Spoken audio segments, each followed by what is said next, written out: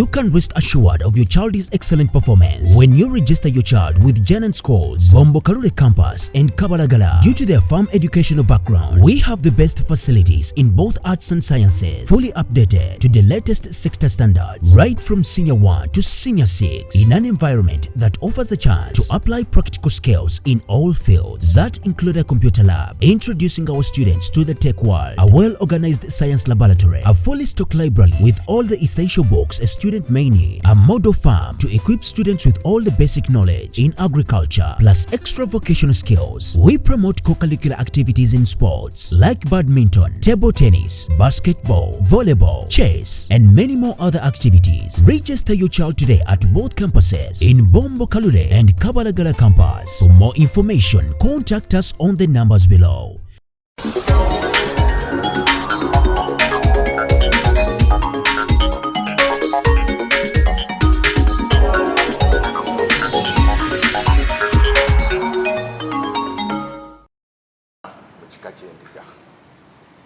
Saba onzikirize nkwanjulire Lwomwa ow'okumin'omunaana kika ky'endiga nga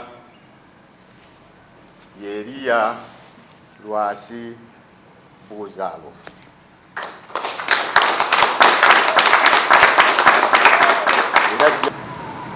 Banga yagendera ku mulimu nga tukimanyi obulungi, yali ava kulambula sigalye erya Ssekkoba, era nga emirimu gye yakola ku lunaku olwo ddala mu butuufu obulamu bwe bwagenda abeera omujulizi awedde emirimu, ate omujulizi akiikirira obuwangwa bwaffe aye n'akiikirira n'eddiini ye gye yettaniranga ennyo. N'olwekyo ekiseera kituuka nga tusigadde ku ebyo ebyokunoonyereza n'okuzuula ki muganda waffe yaterekebwa bulungi, era twebaza bonna bonna abeetaba mu mbeera eyo ey'okumutereka mu kitiibwa ng'omutaka. Era muganda waffe olukiiko luno twatuma Katikkiro wa Mbaziira ne Katikkiro wa Kabazzi okukulemberamu ensonga ez'okunoonya oyo anadda mu bigere bya muganda waffe eyabula. Omulimu ogwo gwakolebwa bulungi era nga bwe twebazizza bakatikkiro abo abakulembera n'olukiiko lwonna ne bakatikkiro abeetaba mu mbeera eyo, kubanga buli omu yalina kye yakola. Omulimu gw'okunoonya adda mu bigere by'omutaka siguba mwangu nnyo, naye gwasobola okuggusibwa ne gusobola okukolebwako mu kitiibwa,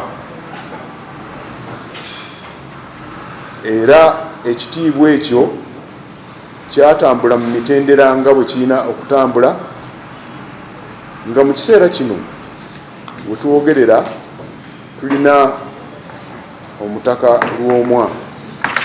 Olukiiko ab'endiga bano bazze wano olwaleero, bazze okubanjulira oyo eyayita mu kasengejja okusinziira ku nnono y'ab'endiga nga bwerambika.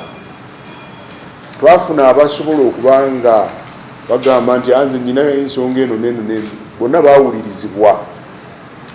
Oluvannyuma lw'ebyo byonna bonna bakkakkana ne bagamba nti bafunye jjajjaabwe omutaka Lwomwa. Mu kiseera kye nzikiddemu nga Lwomwa, era abasinga babadde bamanyi mbadde nkola nga Katikkiro, naye era kati obwa Lwomwa nina okubeera nga ntambuza ekika. Twala omukisa guno okubeebaza ssebo minisita w'ebyemizannyo, twasinkana ebiseera bingi nga kyali Katikkiro Namugongo, mbadde maze okweyogerako okweyanjula ne tuli wamu nammwe mu Buganda tusuubira okuweereza nga tetutiitira. Tugenda kuweereza ekika naye nga tusosowaza Obuganda, tusobole okulaba nti Obuganda bwaffe bugenda mu maaso. Neebaza nnyo mwenna abasobola sigenda kwawula abatuweereza ababaka olukiiko luno olw'abataka abajja ne batubeesabeesa tekyali kiseera kyangu ate nekijja nekibeera kizibu nti Katikkiro ate kwe bajjeewo ate awo ekiseera ne tulaga naye kyatuyamba nti olukiiko lwe twali tutambula nalwo lwali lumanyi nti lusobola okweyimirizaawo. Bakatikkiro abajja okutubeesabeesa n'abeetwegattako oluvannyuma ekika kyasigala kibeenyumirizaamu nekigamba nti singa mukyukira ddala ne mudda eno mu ndiga tusobole okutambuza emirimu obulungi. Kale mu kkowe eryo twebaza olw'obudde ebisinga mukadde waffe tujja kuba tugenda okubyongerako naye nga bwe tuli Abaganda tulina ettu lye twetise tusobole okulibanjulira ate nakyo mukadde waffe tugenda gonyoka busogonyose naye bamanyi okusobola mwebale nnyo mwebali eddala tweyanziza Ssebo Katikkiro mbadde nsaba olukiiko lufulumemu kubanga olukiiko olwo lwazze nalwo tubeebaza nnyo twebaza n'ebirabo bino ekirabo ekisinga byonna mutuleetedde Lwomwa.